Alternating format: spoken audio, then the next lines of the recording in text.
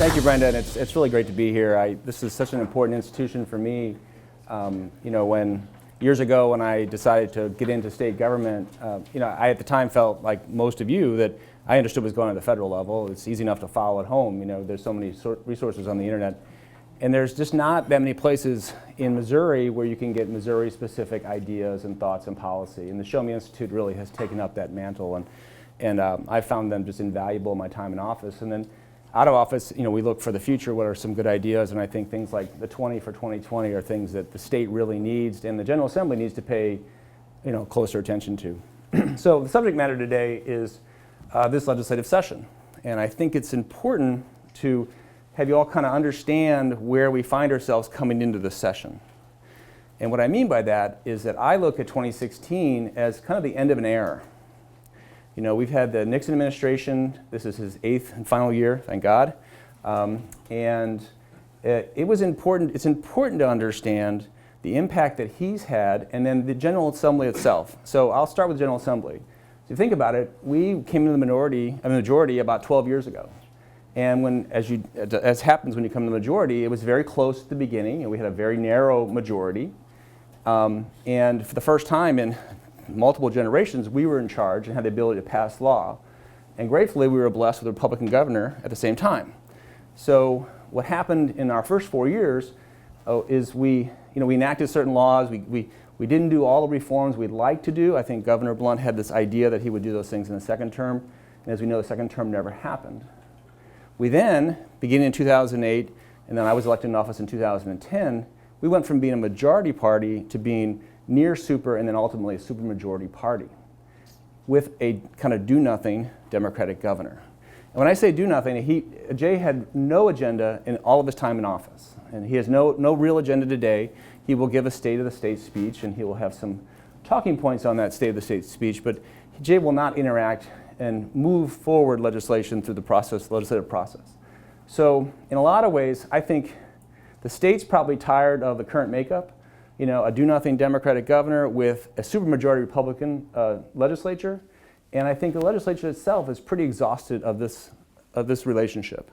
And it's going to change one way or the other. We're either going to have a Republican governor, and I think if that were the case, you're going to see tremendous amount of legislative activity in next session. Or we're going to have a Democratic governor who's not going to behave the way that Governor Nixon has behaved. I would expect if Attorney General Koster would become governor, that he too would be very, very involved in the legislative process and try to find some things that we can kind of come to a compromise on, things like school reform. I think he'd be a champion of that. So now we go into this session, and I think that for the most part, we're all waiting for this year to end and kind of a new era to begin. And so one of the things I try to champion, and Governor Nixon has actually picked on it now, is that we shorten session to 90 days. And I think this is one of those years where that's probably even too long, 90 days. So as you know, we go almost 5 months. But the General Assembly's intention is to focus on just a narrow group of things. And what has been in the press most consistently is the ethics legislation that's being put forward. This is Allison Onders here. She's Senator Bob Onders' wife, and she's here in his stay. And Bob is sponsoring some of this legislation. But in terms of the unprecedented nature in which we find ourselves in, I don't think in all of Missouri's history have we had a session, a General Assembly, where you had both leadership in the House, the Speaker, and leadership in the Senate, the President, not finish their terms. It is so very unusual for the top of both sides of the House to not finish their term, to have brand new Speaker, brand new President. Bob Onders, actually one of our assistant floaters, new leadership in both bodies. This has never happened before. So keep in mind that both these leadership groups have to run for re-election in the fall. So they're not elected for 3 years, they're elected for just the one. So all these things suggest that it'll be a very modest agenda, and they'll accomplish a few things, and then they'll probably kind of stop. We also have 4 senators out of 32. We're too short because 2 have resigned, the president and then another senator from Jackson County. We have 32 senators, 4 are running statewide. The lieutenant governor, who presides, is also running statewide, and we have a Democratic senator who's running for Congress. So it's not a formula for a lot of positive steps and a lot of activity going forward. A lot of speech making, though. But let's talk about the ethics. So the ideas, there's really four major components to ethics reform in my mind. One is simply this revolving door, the idea that you could be legislating one day and lobbying the next. And we have, sadly, numerous instances where people in very important positions will resign their term early and within a week or two be lobbying for people who they had just advocated for legislatively prior to them resigning. So we've got the revolving door, and we've got the idea of lobbyist gifts. So, I mean, all of you here know that Missouri is the only state in the country that has no campaign limits, allows for the revolving door, and has unlimited campaign lobbying gifts. So the ability of special interest to use these as tools is pronounced. And so hopefully the General Assembly will take up some of these and close some of these doors. I think that what's going to happen is you're going to see probably one piece of legislation make it all the way to the finish line, and that involves the revolving door. So what I think we'll see happen is that senators and House reps will, actually it's a little bit broader than that because it's also appointees, will be mandated to wait at least 1 year and hopefully longer than that before they're allowed to turn around and start lobbying. The other bill that has some traction is the idea of eliminating lobbyist gifts to some degree. I don't know that that will, in its final fashion, actually get to the end. My guess would be is that it probably ends up where, at best, there's some kind of cap, but a cap can be pretty much circumvented. Then there are other ideas like not being able to raise money during session, which are really good ideas, but the other ideas that are out there won't really get to the end of this session. So I think what the group will do is the group will say, look, our big victory this year was with ethics reform, and this is an example of one of the things we did. I don't know that it's enough, but I think it'll take a governor to get this across in a bigger way. The other issues that you're going to see, I mean, you'll see traditionally, we look at Second Amendment concerns, and every year there's a bill or two that takes up that space.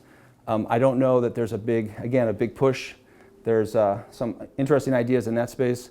We also have in the social area, I think there's a lot of talk and discussion about Planned Parenthood and their goings on in Missouri. I think that's a lot.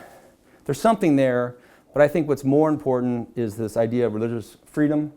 And I know Senator Anders carrying that bill, I think. That's right, Allison? And I think that's a more difficult lift, but it's one that's out there to be done. And that there's a real need for that to occur. And that's something that the supermajorities can actually enact upon.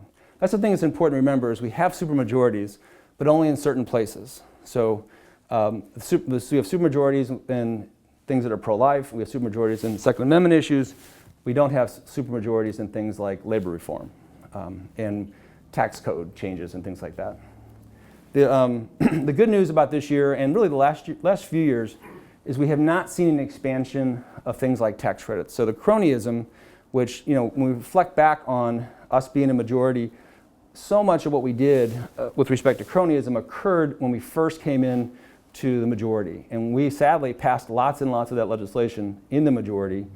You may or may not know, we issue about $600 million a year in tax credits. And that essentially is unchecked. Some of the programs have been allowed to sunset, but the good news is we have not added to any of these programs the last couple of years. The other issue where there's going to be a lot of discussion, but I don't think a solution, is in the area of transportation funding. Okay, so a couple things. First, the MoDOT has been preaching that there's this disaster coming, a year or two away, and now it's not so much. And the reason for that is that we have the lowest gasoline tax in the country by it's per gallon. But with a big drop in gas prices, there's been an increase in the number of gallons purchased. So the revenues coming in from the gas tax have actually gone up, such that we're not at this pure crisis mode where we can't access a federal match. But nonetheless, this is a priority of the new Senate floor leader, Senator Mike Keogh. Mike served on MoDOT as a commissioner. In his previous life, he owned an auto dealership. This is his thing. And sadly, the consensus opinion, I think the majority opinion in the General Assembly is that we can only do this by actually increasing taxes. That the only way to do this is increase taxes. And you might recall when we passed a tax cut in 2013, which was really, it was a tax cut in name only. It really hasn't even taken effect yet. It is, I mean, you wouldn't even know it. But we cut, in name only, we cut taxes. What we did do, though, is that we gradually, over a long period of time, the tax cut will end up being about $300 or $400 million if fully phased in, but really all that's doing is taking from the actual growth of government. It's like it's less than inflation.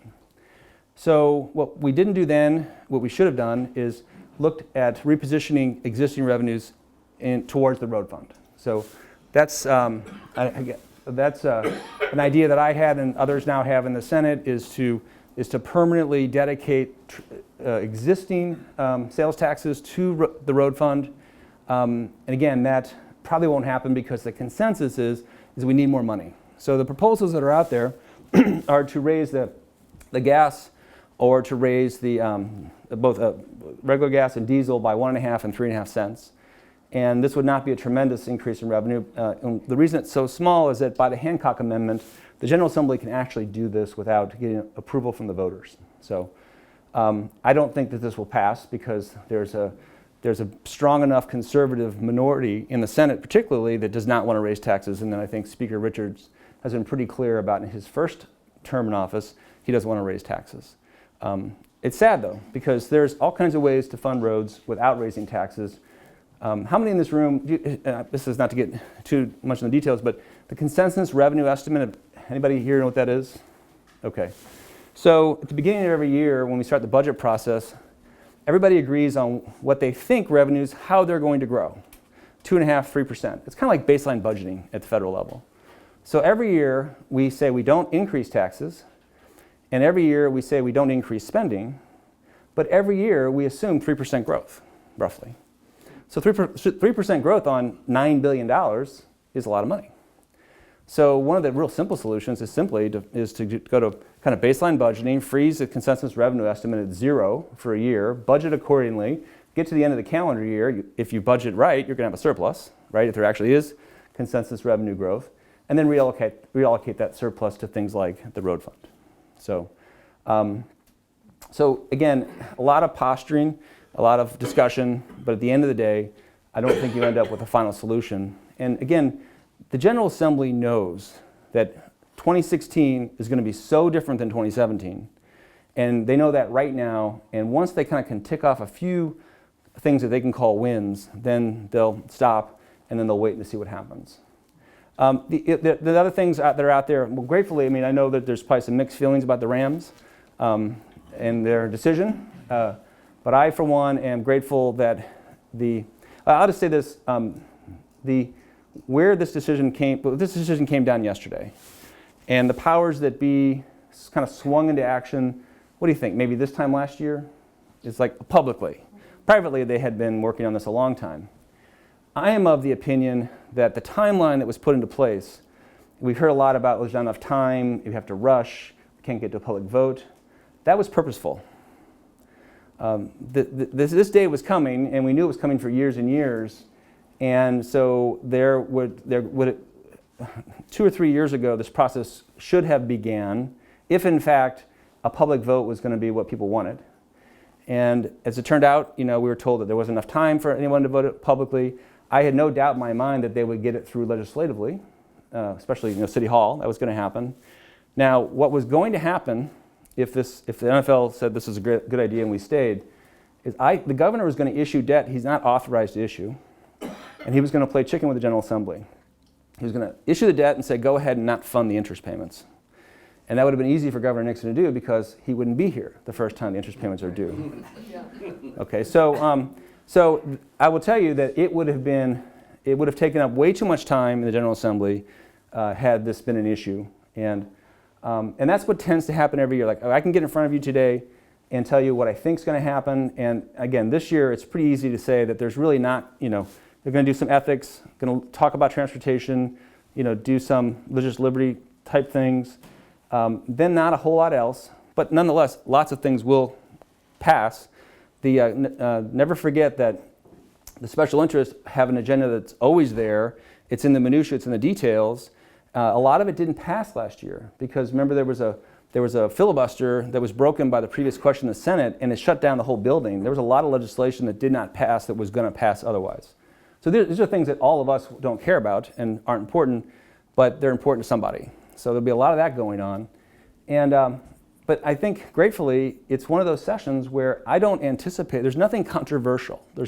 In my mind, there's nobody trying to get, historic tax credits to develop the north side.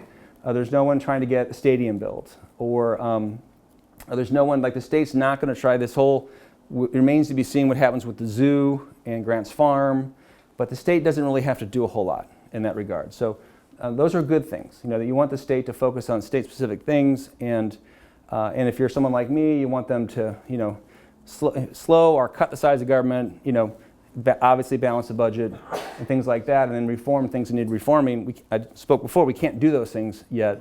So my expectation for this year is that it'll be kind of a ho-hum thing. They'll have to work hard for 60 days. They'll be there for 75 days. But at the end, everyone's going to really look forward to this time next year and see who we have to work with or not to work with. The way the elections line up, the Senate and the House will probably once again be supermajorities. So if it's, we don't need it with a Republican governor, but if they have a Republican governor win, he'll have a mandate of supermajorities, and I think you'll see as busy a session in 2017 as we've probably seen in a generation. So with that, I'll take any questions or.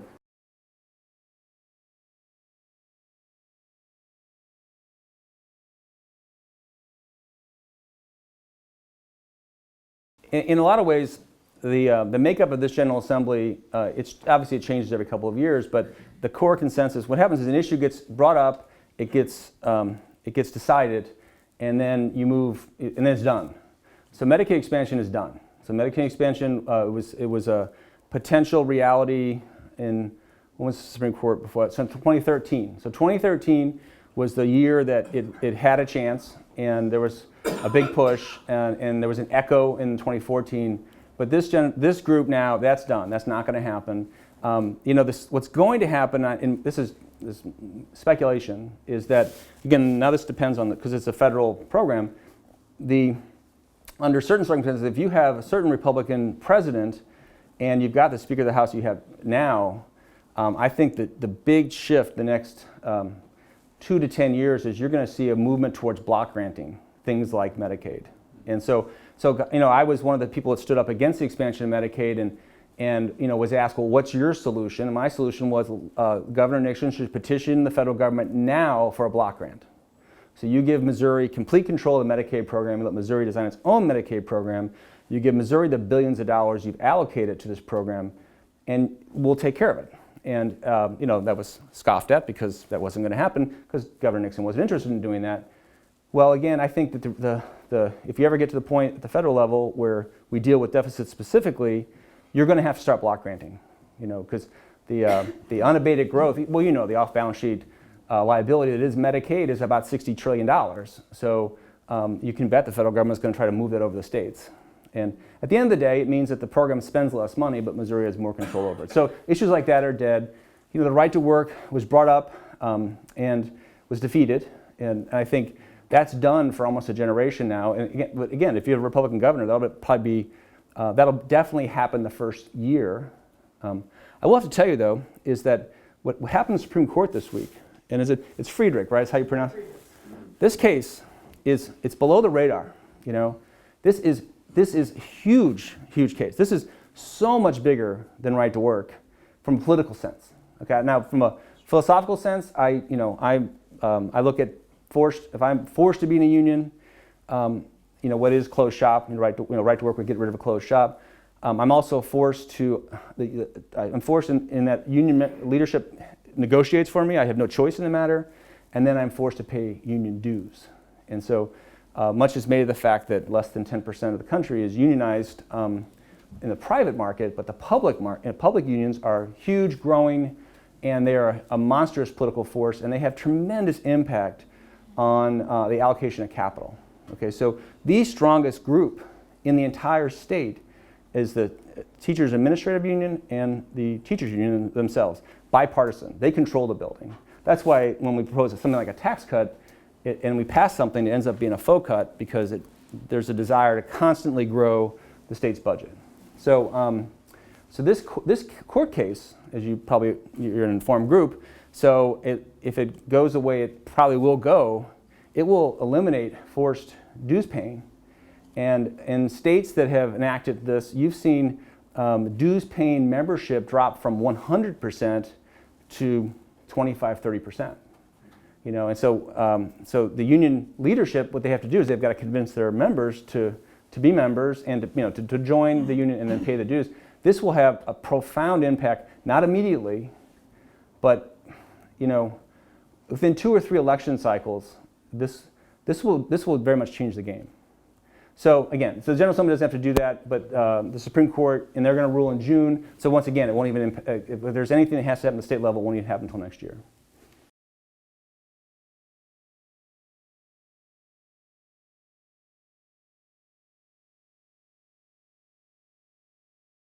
No, it's done in its current form for this group.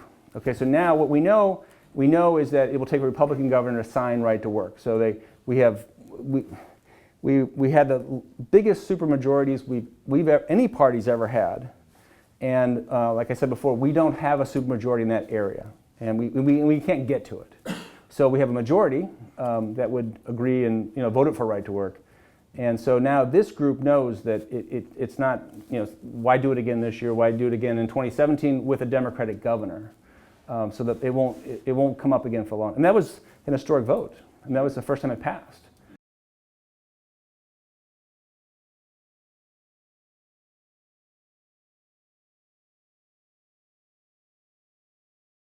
I can only guess. It has a lot to do with just being in office and staying elected and having pledged their support for the unions long ago and having voted that way consistently. The supermajorities. I mean, Missouri we were a swing state until not so long ago. I would say we were a swing state until the Democratic Party stopped being conservative Democrat and being liberal Democrat. Now we're not a swing state anymore. If the Democratic Party got back to being more conservative, Missouri would be closer to kind of a swing state, right? So to be supermajority, you're two-thirds. And so I think we have a supermajority, like the end of the last 2 or 3 seats you need to get to supermajority. I think if a lot of people would hold those seats, if they could run as a conservative Democrat and be accepted in their party, they would be a conservative Democrat. But if you look at the state Senate in particular, all 8 seats are in urban suburban areas, and overwhelmingly Democratic. And any seat that is Republicans have won seats with as little as 45 or 46% of the district being Republican, but for a lot of those instances, it's with union support. So, yeah, Randy. Any ballot initiatives you think will make it to November? Well, there's tremendous number that are out there, filed by people like me.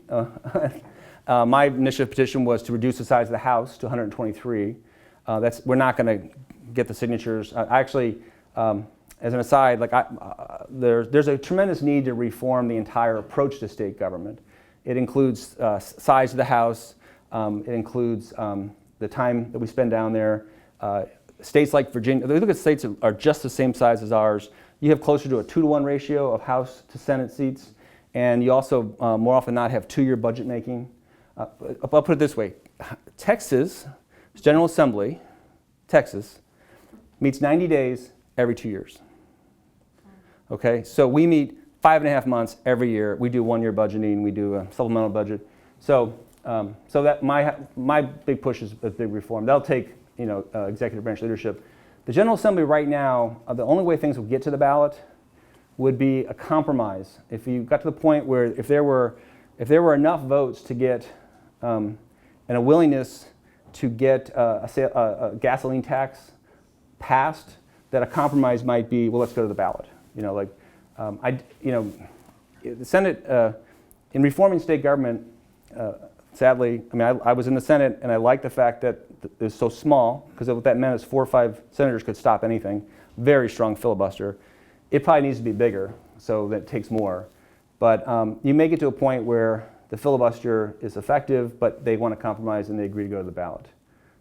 You're reading a lot about all these cigarette tax proposals. I think one of those are going to get on the ballot, through the initiative petition process, but not through the General Assembly.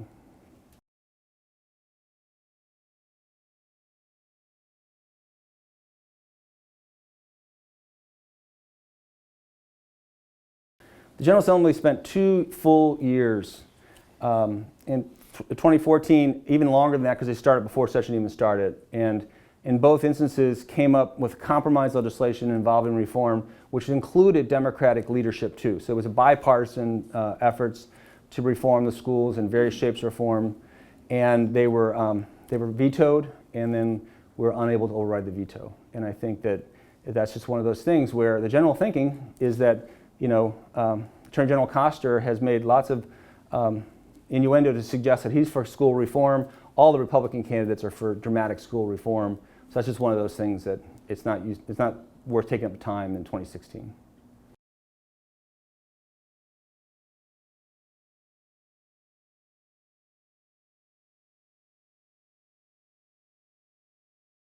We did touch on that briefly, and there's a proposal. The proposals are out there to increase the gas tax ever so slightly, but I don't think that'll happen.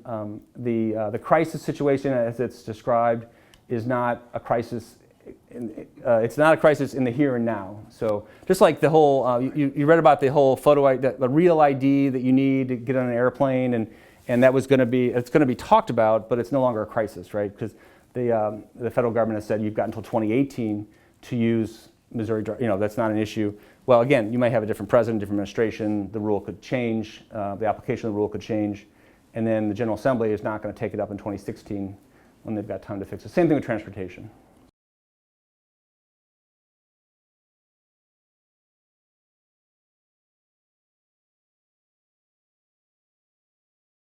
In fact, we did have a very large bond mature, and sadly, in 2014, the General Assembly voted to raise our debt ceiling by 60% and went out and bonded, not to build roads.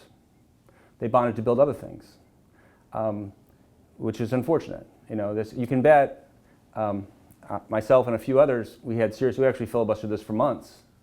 We were simultaneously, in 2014, we were, as a group, we were moving to put a 1% sales tax on the ballot to fund roads, while simultaneously increasing our debt ceiling by 60% to issue debt to fund a laundry list of government facilities around the state. And you're in real estate, so you'd be shocked to know, I found this out by my 3rd year, and by then I never voted for a budget again. I never voted yes because we claim to balance our budget. We have a constitutional amendment, we have to balance the budget. We have over $1.5 billion in deferred maintenance unfunded. Okay, so anybody in real estate in the UK is $1.5 billion of unfunded deferred maintenance. We claim to balance our budget every year, so yeah, on paper we're balancing our budget. And when the time came, we had a $600 million debt ceiling for one governmental entity. We raised it to $1.2 billion, none of which to fund deferred maintenance or roads. And instead, we built new buildings. UMSL's got a new building going up. Most universities have new facilities going on, none of which will be budgeted for deferred maintenance again. And we'll start the cycle all over again. So, for you business people that have spent time in and around budgets, and there's so many things off balance sheet at the state level. And so, yeah, I totally agree with you. One of the core functions of government is public infrastructure. It's a public good by definition. And but we're loath to put it in the budget. All the funding comes from the road fund, and the rest of the government that takes from the budget is loath to have to compete with roads for prioritization. Okay, so that's where we are. I mean, our State Highway Patrol is funded by the road fund. Ridiculous. And decisions were made in the early 90s not to fund their pensions for 3 or 4 years. Their pensions are 40% funded. So you have unfunded pension liability inside the road fund. It's bad. I mean, it's really bad, okay? So that's why this whole idea of, we kind of go year to year in little tiny steps and everything gets massaged. We are in need of dramatic reform. First and foremost would be freeze the damn budget, zero consensus revenue estimate, and to see how much money you have, and then, tear the budget apart and and move the, like, two of our candidates are in favor of moving the highway patrol into the general budget. Amen. You know, have them compete along with the rest of the governmental agencies. That's $200 million a year to fund the highway patrol.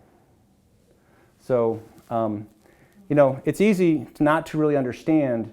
Like, all of us, we all hear a balanced budget and we think it's a good thing. There's an entire universe of people that all I talk about, that's their whole livelihood is that budget. And they are loath to have it ever be shared by more people, and they love when it gets bigger, and they will never let it get smaller. So, on that high note. That will all change with a Republican governor and a super Republican majority, right? There's potential. Okay, and let me explain. I'll explain. It's very important to understand. And now, purposes of full disclosure, there's 4 candidates. I know them all, like them all. I'm supporting one of them. You can go find out later on who I'm supporting. It will take somebody who's willing to tear the whole place down. If we have a Republican governor that gets in there and says, I mean, the first two or 3 months, it doesn't matter who you get. You know, I think all Republicans will do the 3 or 4 things all Republicans want to do. We've been waiting to do, but that's just the start. Okay, those boxes are checked. What do we have left? What's my intention in government? You know, I had the good fortune. I got to go up to Indiana and visit with Mitch Daniels a week before he stepped out, and he was so cool. He's like packing his office. And, you know, that was Monday, and on Friday he resigned and drove over to Purdue and started reforming Purdue. And if you're following what's going on in Purdue, it's the cutting edge of higher ed reform. And so I was visiting with the governor, and he said, I kind of know your governor. Is he one of those do nothing, enjoy being governors, or is he a guy that wanted to get something done? And, you know, you can imagine what I said. He said when he got into the office, the Republicans had been in and out of the majority. They don't have term limits, and both sides had really, generally speaking, got nothing done for 15 years, nothing. He said, because Governor Daniels said, the guys before me were kind of do-nothing governors. And there was tremendous energy, and then, you know, if you know Governor Daniels, he had a huge eye to reform. And they got together, and there's a great book, his autobiography, is which name escapes me right now, is something I read a couple times and gave to my colleagues. And just a great template for what can happen here in the Midwest. But we need that type of person in the office. Okay, so now it would be very easy for a Republican governor to come in and to be able to check a bunch of boxes and say, look what I've accomplished, and then kind of keep things as they are and keep the status quo, and then look towards re-election early on and a legacy, all that kind of stuff, right? So hopefully there's an opportunity here where the executive takes it upon he or herself to completely transform how business is done. And because Republicans have only been in majorities for, like I said, a dozen years, quite frankly, they've never had a moment where they've tried to redefine state government in a way that's different and unique and is consistent with what they philosophically believe in. They've essentially, you know, they've inherited what was most of the 20th century was a different philosophy. That's what state government is. I mean, you can see it like in this road fund thing. You've been reading a little bit about, we have the 6th largest number of roads in the country the state maintains. That's because in that period of 50 years with super Democratic majority, we transferred over like something like 12,000 county roads to the state fund.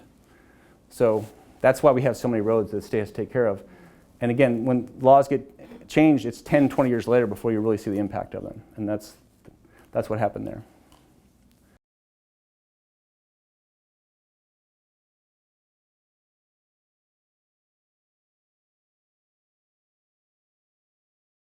It's in the news. I sponsored a bill a few years ago that would go down that path. The idea of allowing for a PAC is a pretty simple piece of legislation, and it wouldn't surprise me if that would come to be. I don't know. I'm unaware of the idea that it has to be passed by law, that the General Assembly has to weigh in on the creation of a PAC. I don't really know if I understand that. Right. You've seen Senator Rubio as a candidate. He's talked about a constitutional convention. You know, they're both sides. I know that other real conservative groups are concerned. The concern is you open it up. No, I don't think that's an issue for the state to maybe to talk about, but it's not an issue the state's going to open up. That's such a big thing at the federal level. So yeah, I mean, Jay's really good at if somebody has a good idea, and he gets along well with his colleagues, and he's a good guy to have carry legislation, especially if it's not too controversial.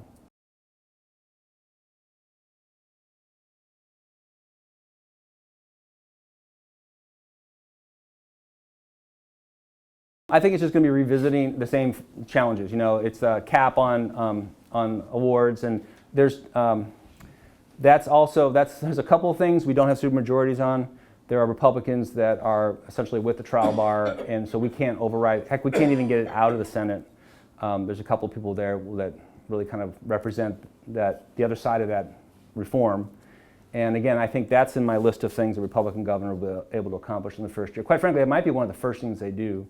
Some of the things that they might do will probably require the PQ, so it will come late in session.